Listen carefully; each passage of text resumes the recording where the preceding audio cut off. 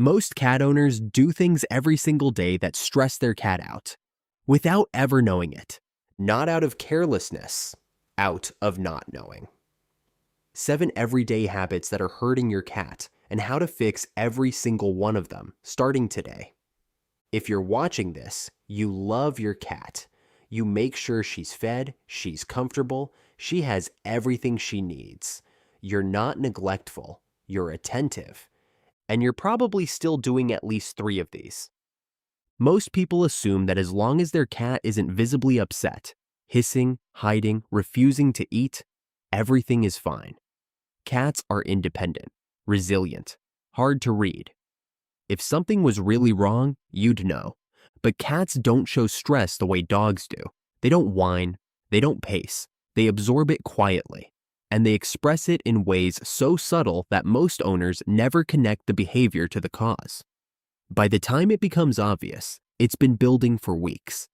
Here are 7 things you're likely doing every day that your cat experiences very differently than you intend, and exactly what to do instead. Forcing interaction. Picking your cat up when she didn't ask to be picked up. Pulling her onto your lap. Holding her when she's trying to leave. It feels like affection.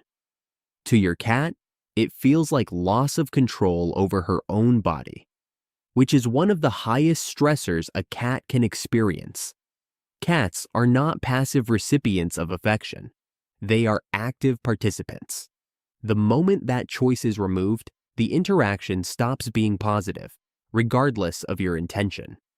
The fix? Let her come to you. When she does, meet her there. That interaction will mean more to both of you than any forced cuddle ever could. Wrong petting zones. Most people pet their cat wherever feels natural, along the back, down the tail, across the belly, and most cats tolerate it. Tolerance is not enjoyment. Research from the University of Lincoln found that cats respond most positively to contact around the face, the forehead, the cheeks, the base of the ears. These are the areas where cats have scent glands and where they initiate contact with each other. The back and tail area, by contrast, frequently triggers overstimulation. The belly is almost always a trap.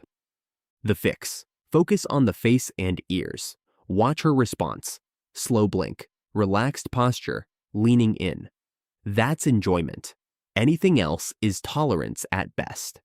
Punishing after the fact. You come home. Something is knocked over. Something is scratched. Something is ruined. You find your cat and you let her know you're unhappy. She has no idea why. Cats do not have the cognitive architecture to connect a consequence to an action that happened more than a few seconds ago. What she registers is not guilt, it's confusion. And repeated confusion in the presence of her owner erodes exactly the thing you're trying to protect: trust. The fix: never correct a cat after the fact. If you didn't catch it in the moment, let it go. Address the behavior by changing the environment, not by punishing the cat. Ignoring her body language until it's too late. Your cat has been telling you she's uncomfortable for the last 5 minutes. Tail flicking, skin rippling along her back, ears rotating slightly backward, pupils beginning to dilate. Most owners miss every single one of these signals, and then are genuinely surprised when the bite comes. Cats give warnings. They give multiple warnings. The bite is never the first message. It's the last one, sent because every previous message was ignored. The fix: learn the early signals. Tail movement, ear position, skin response. When you see them, stop the interaction immediately and give her space. She'll trust you more for it, not less. If this is already making you see your cat differently, hit the like button. And if you want to understand your cat on this level every week, subscribe. There's a lot more where this came from. Forced eye contact. Direct, sustained eye contact is a threat signal in feline communication. When you hold your cat's gaze, especially from close range, she isn't experiencing a moment of connection. She's processing a dominance challenge. This is why cats so reliably gravitate toward the one person in the room who isn't looking at them. That person, from the cat's perspective, is the safest one in the space. The fix: use the slow blink. Soft eyes, slow close, slow open. A 2020 study from the University of Sussex confirmed that cats respond to this signal from humans and return it. That exchange in cat language means, "I trust you. I'm not a threat." It's more intimate than any stare. Disrupting her routine. Cats are not adaptable by nature. They are creatures of deep routine. Same feeding times, same resting spots, same daily rhythm. When that rhythm breaks without warning, their stress hormones rise measurably. A late feeding, furniture rearranged, guests in the house, a schedule that shifted. None of these feel significant to you. To your cat, predictability is safety. When the environment becomes unpredictable, she has no way to know what comes next, and that uncertainty is genuinely stressful at a physiological level. The fix: keep her core routine as consistent as possible. When changes are unavoidable, introduce them gradually. Give her time to adjust before the next disruption arrives. Taking away her hiding spots. When your cat retreats to a high shelf, under the bed, or behind the couch, she isn't being antisocial. She is self-regulating, managing her own stress levels by accessing a space where she feels safe and in control.